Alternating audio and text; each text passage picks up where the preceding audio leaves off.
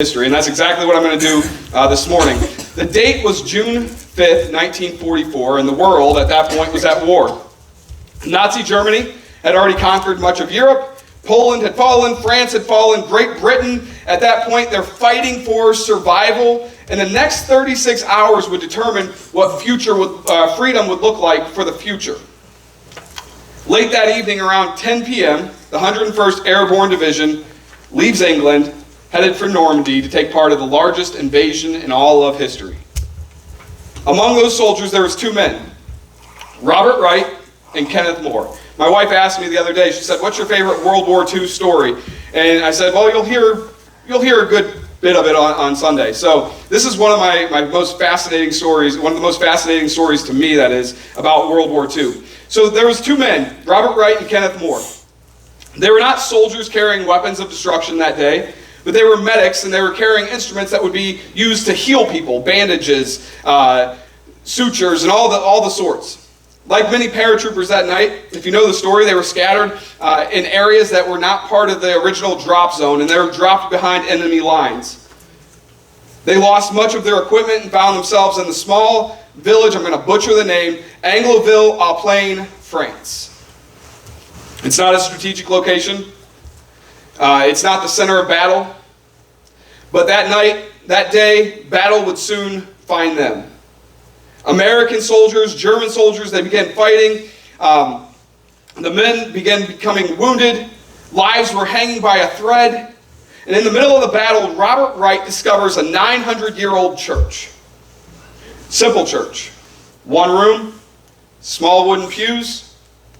But Wright saw something. He didn't just see a building that day, he saw a mission. And so he reached into his bag, takes out the American Red Cross flag, places it on the outside church door, and the church now becomes a medical emergency aid station. Kenneth Moore, he goes out and he finds a wheelbarrow. And as he goes out and finds this wheelbarrow, he begins searching the fields that were under fire, and he finds wounded soldiers and starts bringing them back to the church.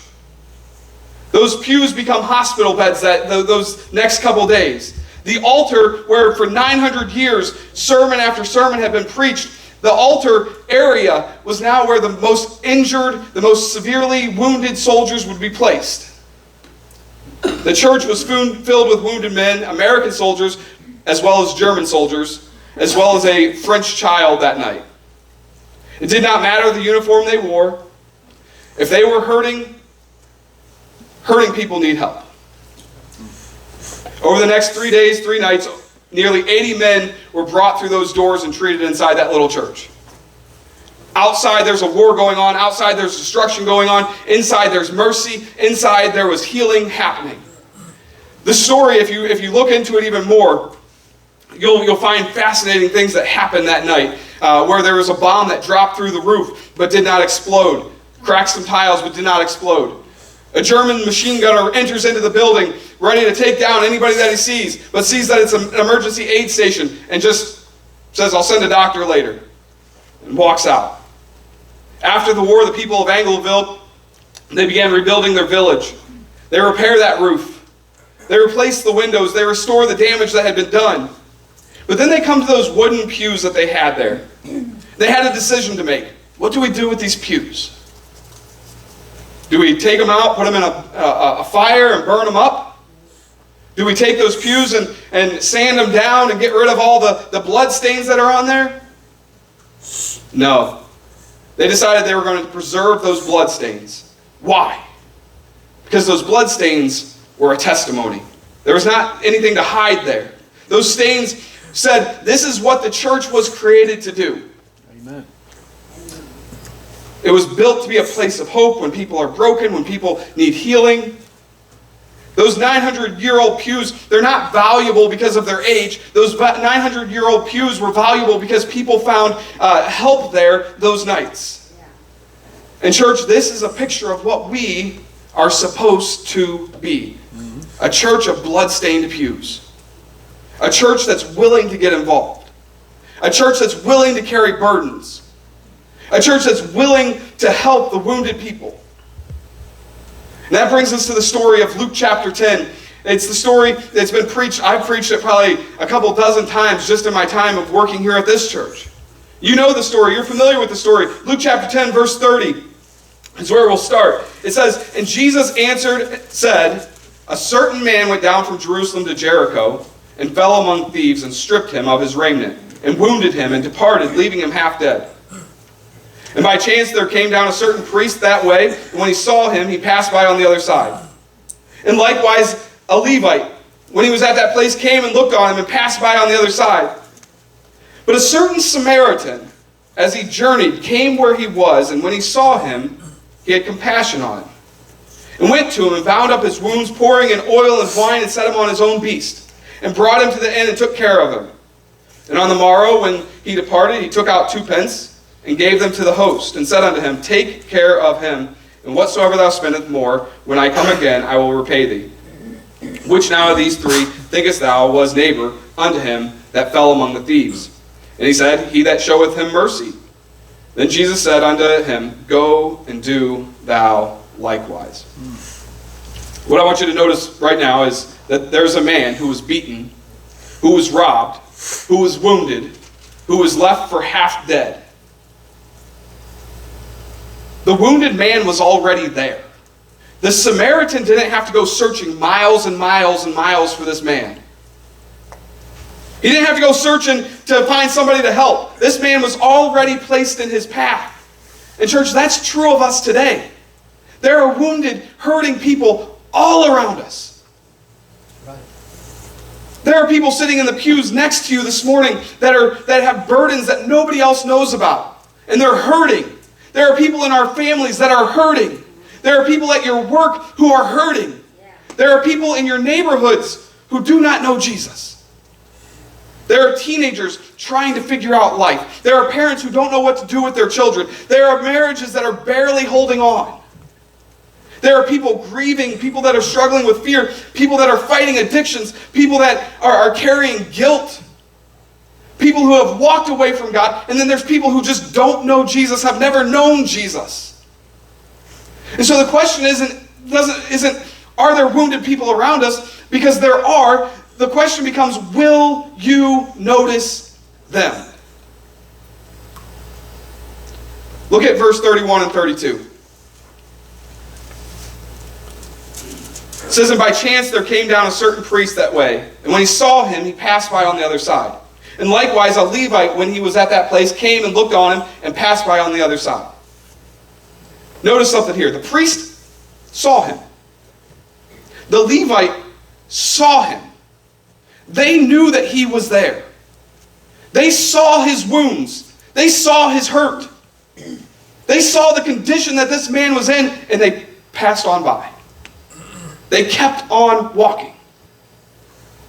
I think that's a warning for us as a church, for the church as a whole. You can't see, or you can see a need without ever meeting that need. We can become so comfortable sitting in our church buildings, sitting in our pews, sitting in our spots, and never stop to see the people that are hurting. We can become so accustomed to our routines that we don't even notice the people that are sitting right next to us.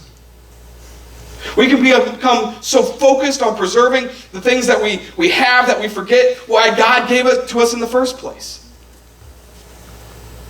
And that is where we have to be careful. Because a church can slowly stop being a mission. It doesn't happen overnight. It happens little by little. When comfort becomes more important than compassion. It happens when traditions become more important than transformations. It happens when protecting our pews become more important than reaching the wounded people. It happens when we become more concerned about what might get messed up than who we might actually get help. The church was called to give of itself. Luke chapter 10, verse 33, let's look at that. It says, "And a certain Samaritan, as he journeyed, came where he was, and when he saw him, he had compassion on him." What's the difference? The Levite saw him. The priest saw him. The Samaritan sees him, but the Samaritan had compassion on this man. The priest kept on walking. The Levite kept on walking. The Samaritan, though, stops. Isn't that what Jesus did so many times? Think about it. I preached this when I was out at camp this past summer. The story of Zacchaeus. Jesus, there's a crowd around Jesus, and Jesus is journeying. Zacchaeus is up in that tree, a person who desperately needs Jesus, an outcast that nobody else wanted anything to do with. Jesus stops, calls Zacchaeus down. What about the woman with the issue of blood who's Jesus is in the crowd and everybody's pushing up against everybody, and she reaches out and grabs Jesus' garment. Jesus stops. You can read story after story about Jesus stopping and taking time to help the broken people. Luke chapter 4, verse 18, no need to turn there, I'll just read it to you. It says, "The Spirit of the Lord has come upon me, because he hath anointed me to preach the gospel to the poor. He hath sent me to heal the brokenhearted, to preach deliverance to the captive, and recovering of sight to the blind, to set at liberty them that are bruised." Church, Jesus came for the broken. And if you're honest with yourself, you are broken. If Jesus came for the broken people, then the church needs to be a place where broken people can come. It's not a place where it's a showroom where we have everything together. It's been said in countless sermons, the church needs to be a hospital for people who need Jesus. The church ought to be a place where marriages get restored. It ought to be a place where grieving people will find comfort. It needs to be a place where teenagers might discover their purpose and what their reason for being here is. Where sinners can find forgiveness. It needs to be a place where the lonely can find fellowship. It needs to be a place where the hopeless can find hope. That's right. Amen. Somebody walking through the darkest valleys of their lives can say, you know what? I was not alone because God's people carried me. But listen, you can't help carry someone if you're unwilling to stop for that person. Compassion has to interrupt. The Samaritan had somewhere to go that day. The Bible doesn't tell us where he was going, but the Samaritan, I'm sure, had to go somewhere that day.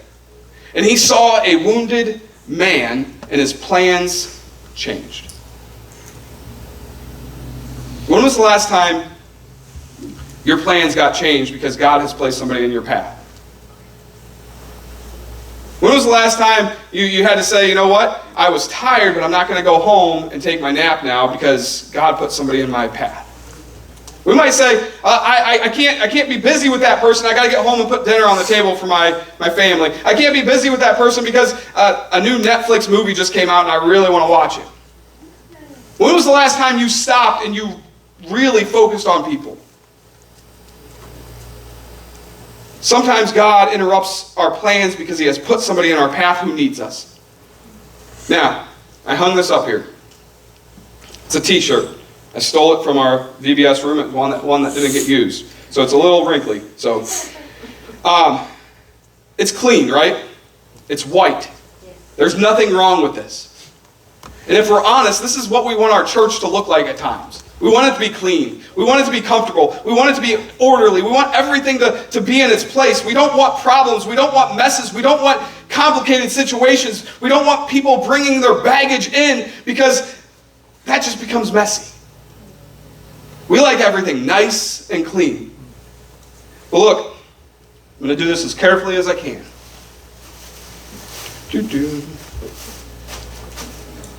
Look what happens when you get involved with people.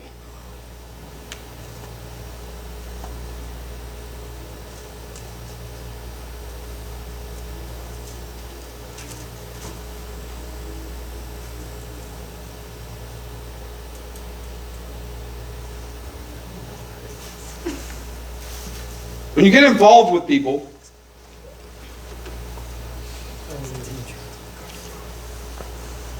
it becomes messy.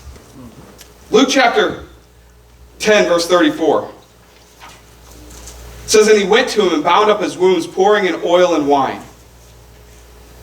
The Samaritan didn't go and stand 10 feet away and say, "Hey, I see that you're hurting.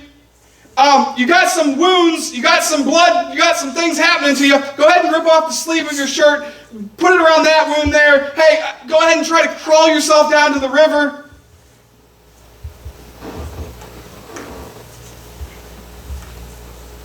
He went to him. He got involved. He touched his wounds. He got close enough to get messy. He got stained up. And that is the point. Ministry is messy.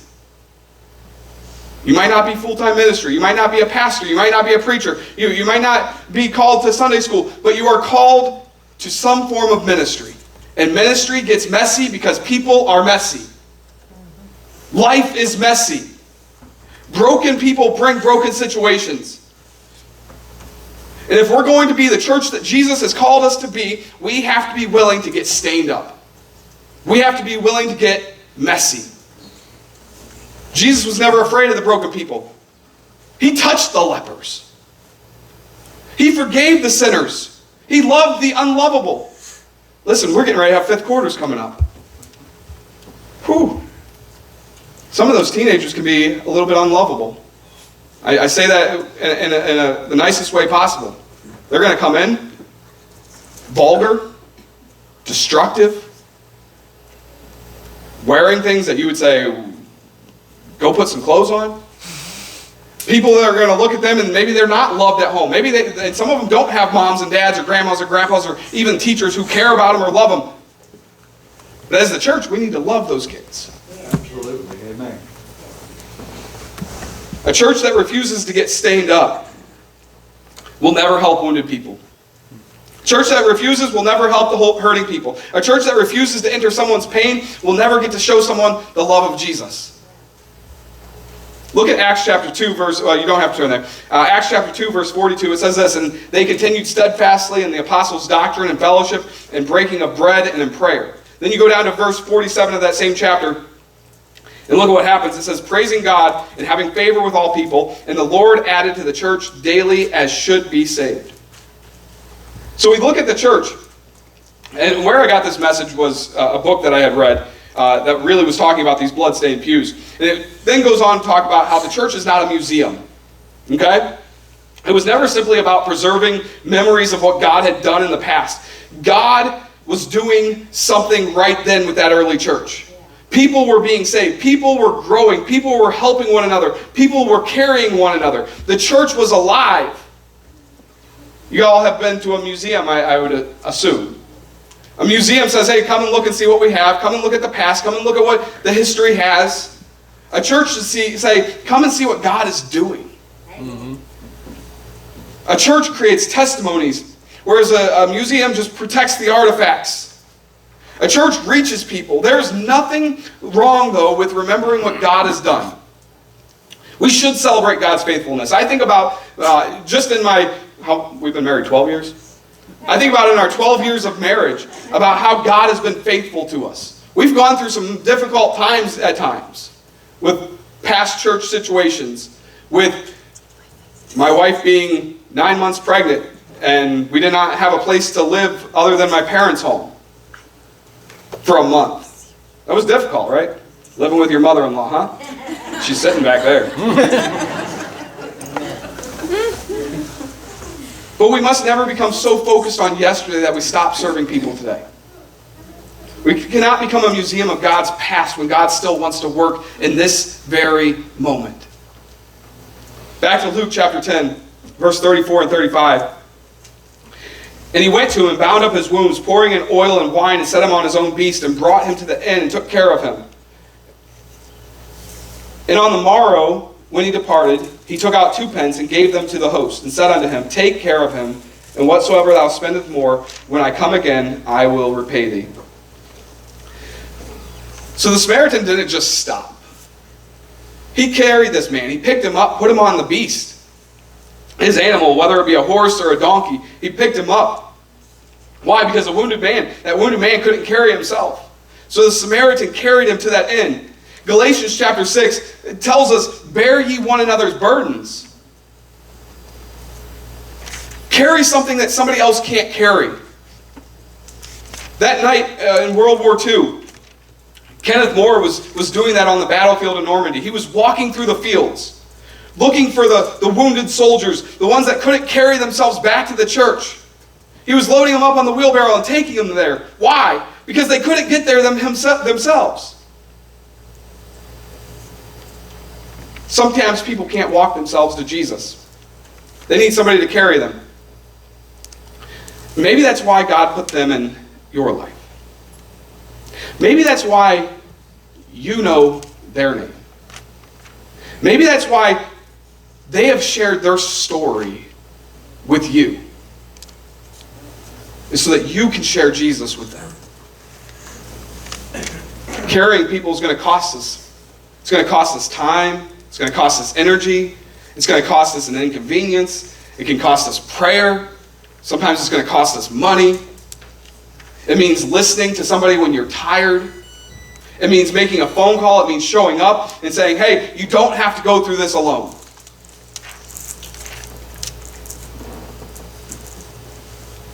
So the question becomes, who needs us? Who needs you to carry them right now? Who is it in your life needs encouragement? Who is it in your life that needs a phone call? Who is it in your life that needs somebody to just pray with them? Who is it in your life that needs somebody to just sit by them and say, hey, look, I'm here? Somebody in your sphere, your world, your group of people, I have a hard time believing that there's not somebody in that group that is dealing with a broken heart. Somebody that isn't carrying grief. Somebody that is carrying a struggling marriage right now. Perhaps maybe somebody was just given a difficult diagnosis. Somebody that is carrying guilt from their past and they just feel like they'll never be good enough for Jesus. And they probably don't need another lecture. Maybe they just need somebody to help carry them. Our world tells us, handle it yourself. Our world tells us, keep your problems private. Don't air out your dirty laundry. Don't share all your secrets. Nobody needs to know about what's going on in your own personal life, your own private life. Nobody needs to know all about that stuff.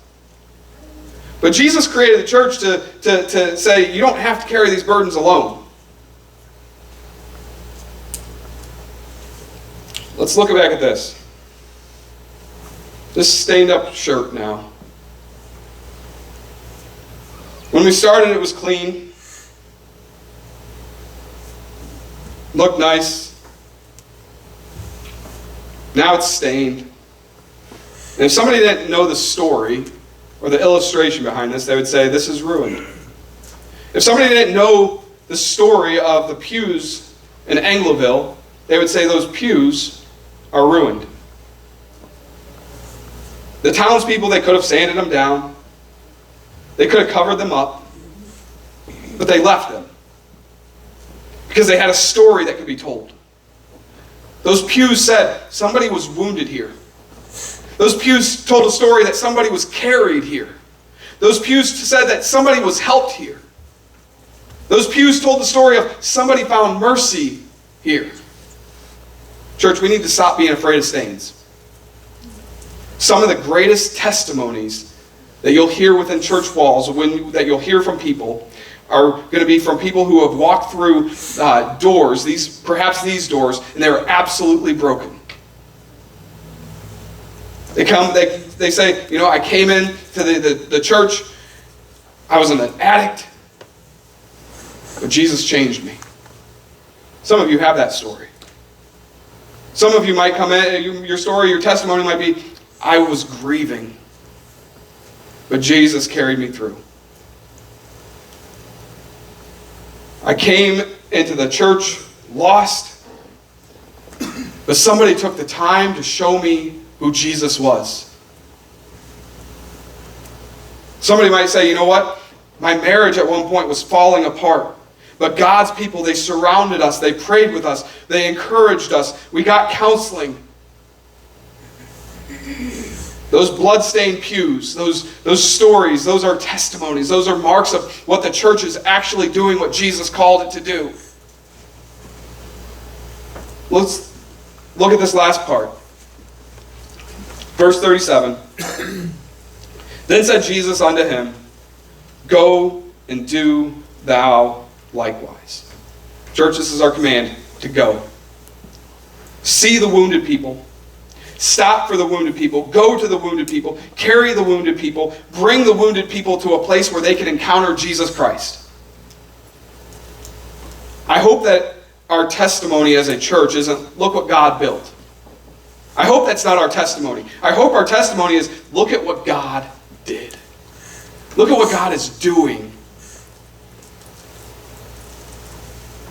May we be a church with bloodstained pews, a church that carries, a church that heals, a church that loves, a church that reaches, a church that remembers we have a mission to go into this world and bring in those that are hurting. When somebody asks, why are those pews so stained up? May the answer be, because wounded people came here, because somebody carried people here, because somebody loved them here, because somebody told them about Jesus here. The church was meant to be on a mission. Go and do thou likewise. Amen.